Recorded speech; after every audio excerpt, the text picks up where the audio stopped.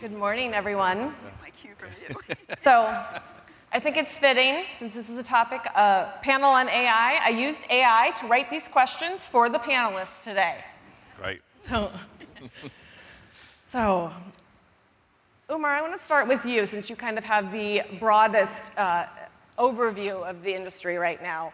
Where are you really seeing AI make the biggest impact in the hospitality industry? And where is it really creating measurable value? Let's step back a little and talk about, because within EY, we work across a wide range of industries on the topic of AI. So let's first talk about how is AI going to impact hospitality.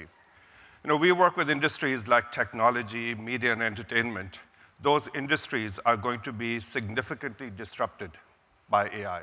Their product, their capabilities are going to be significantly disrupted. So there's clearly a lot of effort on those companies to redefine themselves using AI. With the hospitality, since it's a physical product that we have in the industry, this industry is not going to be disrupted because people will still come and stay at physical hotels. On the other hand, there is a tremendous opportunity to add value at the hotel level and at the corporate level using AI. Clearly, AI has been talked about in virtually every session that we've had today in some shape or form. But I'd like to say that when we are working with companies on AI, there are two ways you can work with AI. One is to say, well, here is the 100 use cases, as we call them, on how we can use AI and automate particular processes. That leads to maybe 5, 6% at the most productivity and cost reduction, if that's what you're looking for. But really, the big benefit of AI is imagining end-to-end processes using agentic AI. So what we're working with companies now is to define a 3, 4, 5-year plan which reduces their cost by 30, 40, 50%. So those are very big numbers which are entirely applicable to this industry, but require a complete rethink of your processes, not just incremental opportunities. In hospitality, we see a lot of interest in the front end of the business using AI. There's been a lot of talk about what's going to happen to the distribution business, which I think is neutral to positive for most hotel companies themselves. But there's going to be clearly a lot of a disruption. I've seen the fact that a lot of people are using AI to search, not necessarily to book. Booking has not changed dramatically at this point.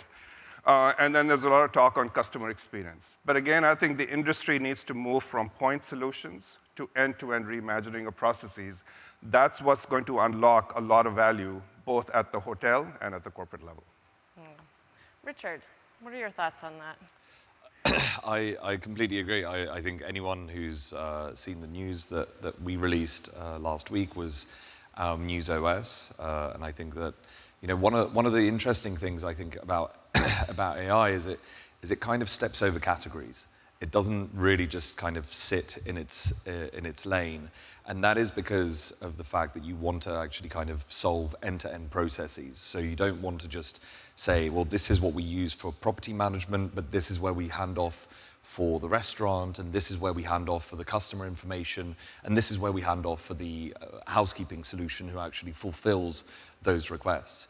I think all of those things, because of the way that agents work and because of the way that you can now think of end-to-end processes, that's, I think, massively changing, and I think it will have a huge impact on this industry. I think it will also have a huge impact in that kind of, in the middle layers of most companies within this industry, to think about, how does coordination get done?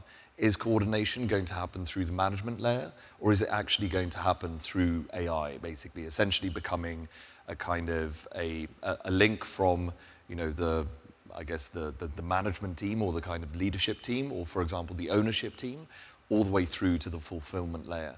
And so I think that that kind of middle layer will probably collapse quite a bit, but it should actually open up the biggest opportunities, which I think that, for me, I really think that the cost savings will fundamentally, apart from in the management layer, will be relatively marginal. But the revenue opportunities that you can now actually kind of get into when you think about the front office experience, basically, you still probably want in most hotels somebody actually welcoming that guest. But if now they don't have to talk for 15 minutes about, give me your credit card or give me your pieces of information, but they have all of this actually there, that conversation can turn into one which is just about, all of the different services that you can now do. And they will be personalized, you'll know exactly who you're talking to, and you'll be able to actually say, well, this person wants to actually experience these things and these things. And the hotel itself can actually kind of step out of its own property to actually start to redefine more of a 24-hour, 72-hour kind of journey of that customer, rather than staying in the kind of 8-hour bed and a bath kind of box. So Umar mentioned distribution is really kind of one of the most transformative areas we've seen. And we heard that on the CEO panel yesterday as well. So kind of what are we seeing happen there? Anna, let's start with you. Like, where are you seeing AI impact search, discovery? And Umar said he's not seeing that in bookings so much yet. What are you seeing? Yeah, look, I think it's no secret that consumers are starting their search more with AI, right? Whether you're talking about ChatGPT, Claude, Google Gemini, et cetera, any of the AI answer engines. I think what you are seeing, though, is the discoverability and booking are now becoming more seamless, maybe not on the booking side so far yet, but it's also becoming more directed, right? So that means that we have to have an impetus and a choice where we're really focused right now is making sure that we are being surfaced, we are being recommended, and that you can be booked when somebody is searching from an AI standpoint, right? And so I think, what we're trying to really make sure that we're doing is, and I think you've probably heard this several times, right? You've got to drive the right content. You've got to make sure that you're working with the right booking platforms, because as you are starting to see the evolution into agentic commerce, if you don't have the infrastructure and the investments already in place, you're going to get left behind from that standpoint. So I think that's where we're headed right now. Yeah. Michael, what are you seeing at Hilton? I think the distribution landscape is radically changing, and it is going to be evolving at an ever-accelerating pace. Right now, customers are starting their journey. They used to have a list of links, some recommendations, then they go to a browser. They're all bypassing that now. I observe my wife and how she does things now, and she goes to ChatGPT or Claude right away to start planning. So it's really important, I believe, for hospitality companies to be as present as possible in these channels. And it stems from a couple different things. First off, SEO is transforming. We partner very closely with a company called Bluefish, which really provides us with a lot of deep insights into how Hilton is appearing in the LLMs. How often are we being surfaced in results? What's the overall favorability? And then working, again, trying to drive and influence those rankings in the LLMs. The really cool thing is all the great work we've done of SEO over the years, we actually show up really well, so that's great. So making sure there is really important. Building something Anna said is it's content. What spaces should hotel companies really own in this space? Well, I think we own and should deserve to win with regards to our rich property content. We have incredible, deeply detailed information, descriptions, imagery of all of our properties. Being able to surface those in a really meaningful, impactful way is huge. It also affords, I think, an opportunity for us as this changes to draw customers more deeply into your own channels. And we launched something back in March called, it's the cleverly named AI Planner, long story. But what that really does is we built it on top of an Anthropic model, and it is trained on all of our property data. So when you come in and you start searching for something, it's no longer a traditional hotel search. It's not where you come in and say, well, I want to stay in San Francisco for 3 nights with 2 people on these dates. It's, my wife and I want to go cycling in Sonoma in September. What are some options? And it starts curating a journey for you, right? Blending local experiences while in the background showcasing the various Hilton properties. So as you begin to iterate on that, the properties change to help you drive in. And I think that is a great opportunity to really blend the rich property content, the area we deserve to own, with all those great local events, attractions, and truly unlocking a dreamy experience. And I think that will be incredibly powerful. We just launched a ChatGPT app. Now, that is a little bit different, right? You have to go in and somebody has to go at Hilton and do the search. But again, it provides a direct access into a major consumer channel. So you also have to, we believe right now we have to be deeply engaged with all the big companies, Google, OpenAI, and Anthropic, because there will be no one dominant model amongst those players. But I think the entire distribution landscape is going to be turned on its head in the next few years. So how do you think loyalty is going to play into that? Like, I know it sounds like Hilton's doing a lot to capture that visitor there, but how is that going to really affect with all this AI search? I think I think any company that's able to present a platform or a portal where somebody can come in and really, again, a loyal customer, to come in and you're adding huge value to them, right? It's now no longer booking a Hampton Inn somewhere in Northern California for a cycling trip. It's help me plan everything, show me the local attractions, let me plan an entire itinerary. That is really helpful, I think, especially for those loyal customers who want to stay within the Hilton ecosystem. Okay. So, Richard, yes. Can I actually say, because I think that this is, a really, really important point, because I think the idea of what exactly you cover with your loyalty kind of network is going to be one of the most important things. Because if you can reserve certain types of experiences, make sure that people feel that actually when they're within your network, they get access to things that are more like them, I think that it'll really create a kind of huge pressure on any brand to really understand their customers, down to a very, very kind of very base level. And so I think that that's a huge opportunity. And to my point about the kind of understanding the 24-hour life cycle of your guest, even when they're not on property, understanding what they're doing over the 72 hours, but also understanding what their year is looking like and making sure that you have enough touch points. I think today most brands in this room have great touch points, for example, with every single spent dollar is, if you have a co-branded card, basically is a touch point to that customer. And I think that if you're able to then create models that then, essentially kind of perpetuate the idea that the brand is staying with you through that 365-day and then all the way to a 70-year experience, I think those are going to be the dominant models of loyalty.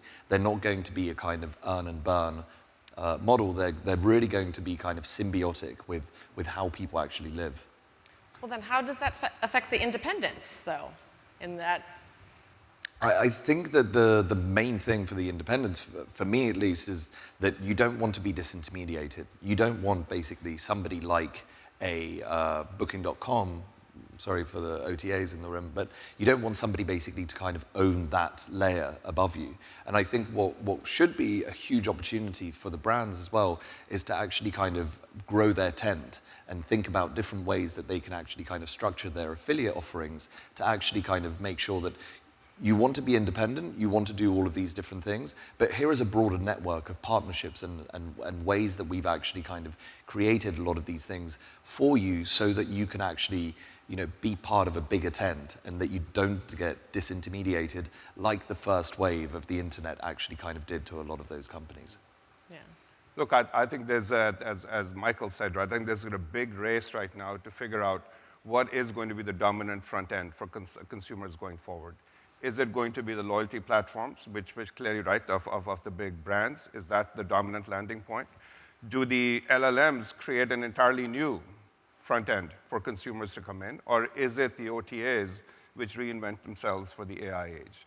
I think we actually do not know for certainty what the answer is going to be, but you can bet that all these companies are going to be making an attempt to become the front end, the dominant front end. I think you've forgotten one very important constituent there, and that's the banks. Because I think that, if you look at Revolut, if you look at Nubank, if you look at all of these where essentially that point or currency exchange basically happens, I think I've always predicted that a Capital One, for example, will be a much bigger player in this area because of AI.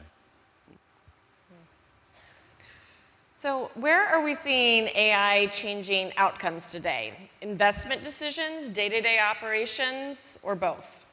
And where is the fastest ROI that we're seeing? Anna. Yeah, I mean, look, I think it's both. But I think right now in current state and where most companies are, it's in the day-to-day, right? So how do you influence kind of what the systems and the tools that your franchisees and owners are already using, right? And so I think where we're seeing some real tangible value, we've launched a suite of tools over the last couple of months, and I'll give you just one example. As we think about reimagining, what does the RFP process look like, right? How do you make it faster? How do you make it more seamless? How do you make sure conversion is increasing? So we built a new tool called Easy Bid, where we're actually seeing 30% reduction in response time, 250 basis points in conversion increases, and that's because it's easy for franchisees to use, right? So it's an immediate impact, and you're getting immediate value from that today. Look, I think as we continue down this track and as we learn more, the forecasting, the investment decisions, the data is going to get better and stronger, and you'll see a much more outsized impact in the future on that. But I think today, where we're focused anyway, is really embedding into our franchisee systems that we can have an immediate impact right now. Yeah. Michael, what are you seeing? Again, I think it's both. I think we're seeing a lot of good stuff in the customer-facing area. We recently have been deploying a global messaging solution. So people can use SMS, WhatsApp, whatever, to communicate with our hotels. Well, obviously, that's another communication channel. And for those of you who either have or have had teenagers, there's nothing more enjoyable than when you send a text and you don't get a response for an hour and a half. So we built basically a messaging agent that sits in and basically monitors these and picks up those things that are the most basic types of request. What time is breakfast, right? What are the hours of the pool? And right now, that chatbot messaging agent is handling about 55% of our call center chats and about 36% of property level chats. But what's really interesting, it has a customer satisfaction rating right now of 88%, which isn't that bad. It's amazing. Internally, one of the really interesting things, we're focusing on 11 complex end-to-end workflows. And one is what I would call kind of life cycle asset management. From the time somebody's interested in developing a hotel, through the openings process, renovations, PIPs, relicensing, and all of that. And we create a relicensing module. And relicensing can be a very complex and cumbersome thing. You're incorporating a lot of performance data, a lot of legal documentation. You would have teams spending weeks writing reports. We got this thing building, and we ran a whole series of real-life licensing applications and asked for recommendations. What was interesting, the tool provided all the recommendations, and when people reviewed them, they agreed with 80% of that tool's recommendations. The really interesting part is the 20% that it came out a little bit fuzzy and the tool wasn't unclear. The people who reviewed it said, oh yeah, these are far more complex decisions that require the strategic relationship factors and things like that, and yet we would have probably sent this back for deeper analysis anyway. So that's something, and now imagine we take that capability and extend it across that entire life cycle asset of a hotel. That is an incredibly powerful tool for both Hilton and I think our owners to really simplify how you are operating those hotels and the asset. Nice. Umar, what are you kind of seeing? It seems like when you talk to different hotel companies, there are different areas of focus that different companies have. But the one common thread, I think, is the use of AI for customer experience. That it seems like uniformly across the industry, there is investment across that. And as Michael said, one of the first areas is contact center. We do see tangible results coming out of contact center transformation, whether you take that result as a cost reduction, you take it enhanced customer satisfaction, or to just handle more calls, reduce call handle times, right? That's up to each individual company to decide. But you start that, then a lot of the agents and all that we're talking about embedding in mobile apps or on the websites and all that clearly is becoming fairly widespread. But I think the next area is how do you use all sort of both at the hotel level and at the corporate level, how do you begin to reimagine some of the core processes like RFPs that Anna said? How do you begin to reimagine those processes? Because that's what's going to really unlock the majority of the value. Yeah, I think it's really, really, I think from a technological perspective, it's very, very exciting. And I think that what we've been busy building is really kind of trying to think about how does that impact the property, And how does that actually kind of, from that kind of chain scale all the way down to the property scale? Because the worst thing that you can have as a customer is to speak, for example, to Hilton Hotline and then not have the housekeeper actually, fulfill that request. Because most of the service, happens not outside of the hotel. The service is the hotel. And so for us, it's just about kind of making sure all of those things are threaded through, and then you don't have, two panes of glass. You don't need to go, to a separate messaging service. The messaging service is in your OS, basically, in your PMS, or whatever technology you want to kind of call it, but it is a single pane of glass for every single employee where they get that request, basically, that has been passed down. And you can get very, very technical in the way that we're approaching it. And I think that we were just discussing backstage that, the way to kind of then make all of the different semantic layers actually kind of interact, make sure that they're compatible with one another, make sure that the language that you're using is the same, I think is the one part of it. And the other is actually then thinking about, all of the different ways that you can enforce certain types of kind of behaviors, call them brand standards, or call them essentially kind of expected outcomes. And I think that's the really, really exciting part, where an owner will be able to kind of see, well, how am I doing, or how are my staff doing comparative to what should be the average, or what should be the kind of SLA that we should be expecting, basically, from all of the different tools that we're deploying. And I think that for me is the really, really exciting part, is that this is the first time when all of these different parts of the industry can be threaded together to actually have impact on the ground level. So we're talking a lot about owners here then. So what is the clearest ROI to really get owner buy-in on AI? Anna, where are you seeing that? Yeah, I mean, I think for me, it has to show up in their P&L, right? So if it doesn't show up in your P&L, there is no ROI. And so I think from our standpoint, two areas that we're focused on are revenue and labor productivity, kind of what you just talked about, right? How do you bring it all together? And so, I think that what we're trying to do right now is make sure that our tools are actually being seamless from a pricing or demand generation, and ultimately making sure that the metrics show up, right? So are you actually driving better conversion? Are you getting better pricing outcomes, et cetera, in that box? Because if it doesn't show up in the EBITDA of those four walls, then it doesn't really matter, right?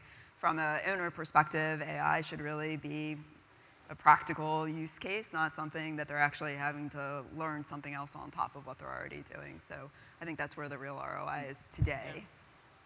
No, I completely agree. And owners will tell you what's working and what isn't. Oh, yeah. Owners are not shy, which we appreciate. I think another really interesting application of AI that directly impacts owners is performance improvement plans. After a QA inspection, something comes out, and historically QA auditors, they go out and they audit everything against the brand standards. Well, we're now working on more of an intelligently informed PIP that takes the QA results, but also takes in all of the data we get from our surveys, our reviews, et cetera, to really identify what are the things that are really going to make the biggest impact for the customer experience and will help drive growth and revenue at that property. And focusing maybe the PIPs more on that, that is a great application of taking all of the vast data that we have and really applying it in a way to directly target the things for the owner and say, look, if you really focus on these, this is what's going to move the needle at your property. And if you pull that thread even a little bit farther, right, and you think about property condition and guest experience from that lens point, it also gives you great insights into where should you be investing in that property from a guest experience standpoint. So I think there's lots of great ways that you can show immediate ROI. And I think that's a great point, because I think one thing that AI is very good at is actually kind of looking at some of the soft factors. I think, if you ask most owners what their dominant kind of pane of glass is, it'll be Excel. It'll be, the P&L. And when you speak to, for example, the management companies, or for example, some of those operators on the ground, they'll point to physical things. They'll point to the rip in, the wallpaper. They'll talk about the chairs. They'll talk about some of the refurbishments. And it's difficult for an owner, I think, a lot of the times to kind of understand, well, what's the level of ROI that I should be actually getting from those things. And it's also difficult for a brand to kind of then think about, well, what level of investment should you have in your property to actually kind of stay competitive in your local area and in your catchment area.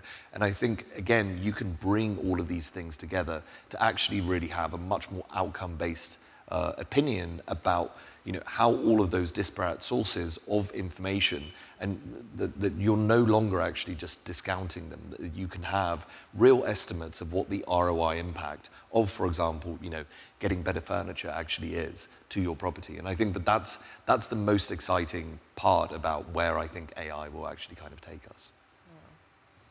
So there's a lot of recent reports out that companies that went heavy into AI are now have ballooning IT costs, uncertain productivity gains, and a lot of employee skepticism behind it all. So what does that mean for the hospitality industry? How is that impacting the barrier to scale AI?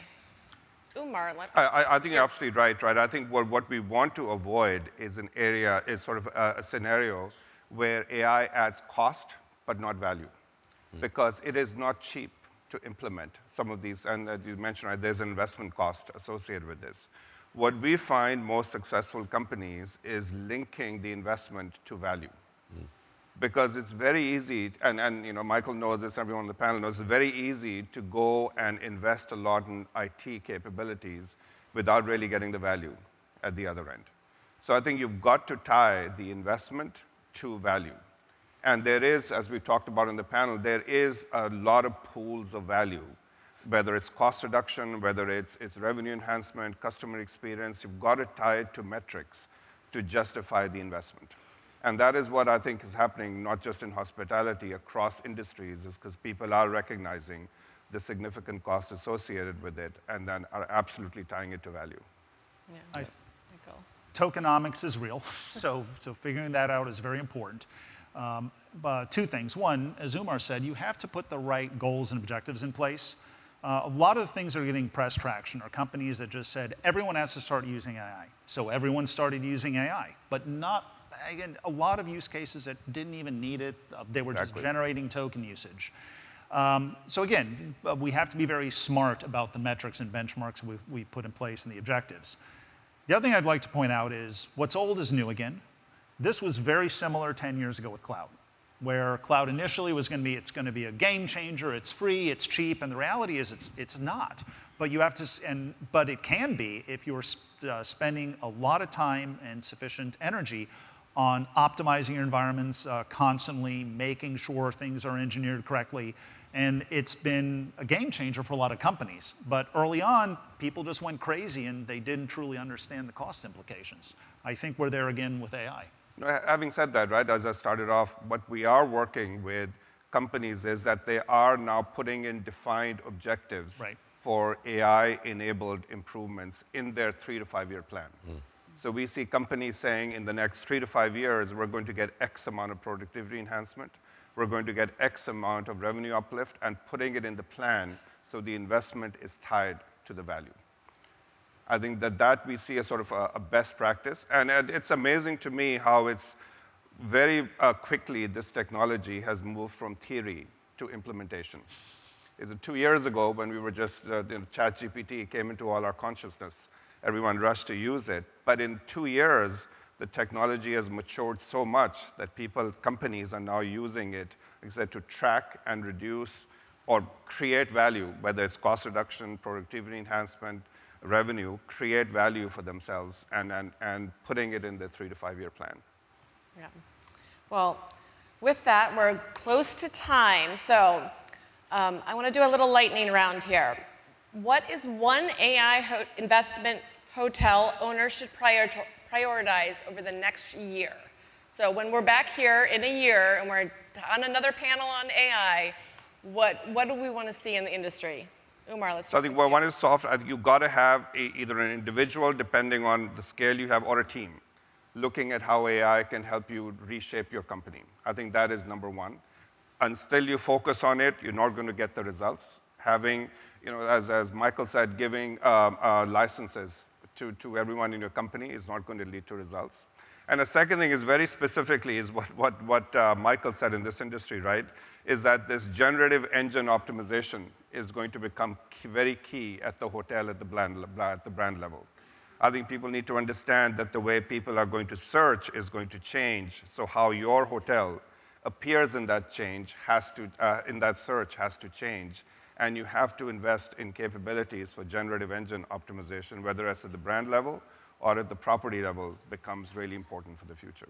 Anna. I'll be a little controversial, and I'll say at the property level, I think the biggest investment that you can make is really in your guest experience and your actual physical hotel, right? Because everything AI is going to do from a search standpoint is going to magnify that. And so if you are not showing up, if you're not discoverable, and you're not desirable, you're going to lose in this race. Richard.